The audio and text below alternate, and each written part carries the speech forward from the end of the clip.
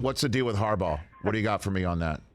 What do you got for me? Yeah, I think like the important thing like here is to sort of, I think it's like looking at the timeline here, and I think there was a period where Jim was in high demand from the NFL when he first got to Michigan, and he rebuffed interest back then, and I'm talking about like the period, maybe his first 4 years at Michigan, right?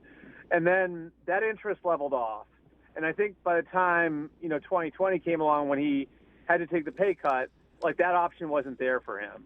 He looked, and there was like, hey, like went to the Chargers, went to the Jets, trying to drum up NFL interest, and it wasn't there. And then even last year, I think some of that interest was a little bit more outgoing than incoming. So, I think to some degree, Jim has felt his mortality as an NFL coach. Like where early in his time at Michigan, it seemed automatic that opportunity was going to be there no matter what, whenever he wanted it. And I think now it's more, well, like I'm almost 60. Is that chance going to be there again? Like, and if I can generate interest now, like, am I sure that I'll be able to generate the same interest 2 or 3 years from now? And, I think that that's a part of the equation here.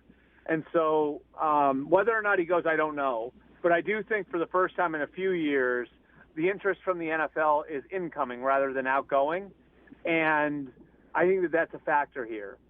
Indianapolis has a guy, their assistant general manager, Ed Dodds, who would have been Harbaugh's general manager in Vegas last year if Harbaugh had gotten the Vegas job.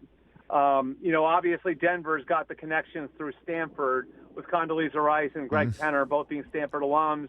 Rice actually has a relationship with Harbaugh. So, like, there are a couple of natural landing spots there.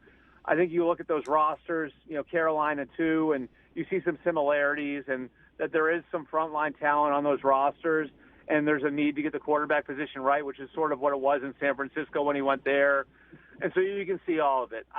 I will say this, and I mean this like 100%, like in a genuine way. Yes. He's got the Michigan program in a great, great spot, and they've got a really good team coming back next year. So that's the part I can't predict. Like, I think if this was like J.J. McCarthy and Donovan Edwards and all those guys leaving, like, I think that this would be, I got to go. You know what I mean? I got to take my shot now. I think one thing that probably makes it hard for him at this point is that he's got the program in a really good spot, and he's got a really good team coming back next year. Well, the issue. So that's what I really can't. That's what I don't know. Like, that's what I don't know how much weight that's gonna have in this whole thing, because I do believe, like, my reporting over the last 7 or 8 years on him has always been he's got unfinished business in the NFL. So, we'll see whether or not he gets the offer, and then how much the idea of the team he has coming back at Michigan weighs on him when he's making the final call. Well, I mean, and that is the ultimate thing, is what you don't know is really what is in his heart of hearts and in his head. Like, is he truly chasing that, that tilting at that windmill, that is not winning a Super Bowl? And would it be less of a yearn for it if he didn't lose to his brother? Is there some sort of familial rivalry that's part of this thing? Or is it just the fact that his contract isn't in line with the rest of coaches who have taken teams to the back-to-back college football playoffs, and that this is all a leverage play, which wouldn't surprise me either. Like, what is it? What is it? And I mean, I certainly think the money thing is not to be ruled out.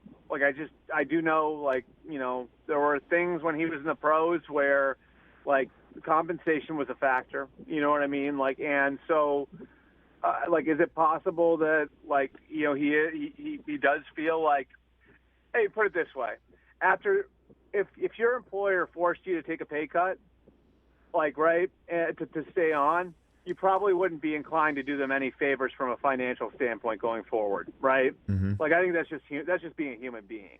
And so, like, I don't think you can rule that out either. Like, I do think that there was a part of him last year where when the Vikings thing came up, like, he was still angry that they made him take a pay cut, because there's like a little bit of you embarrassed me, feeling to that. So I think that was actually, like, last year was a piece of the puzzle, and, like, going on signing day and doing all of that. Like, I think that was part of the puzzle for him, was like, you put me out there and made me take a pay cut and made me walk the plank and all that. Like, so I think after like what he went through there, it'd be hard to blame him for trying to leverage a better deal out of Michigan now. Catch the Rich Eisen Show every single day on the Roku channel, 12 to 3 Eastern, for free.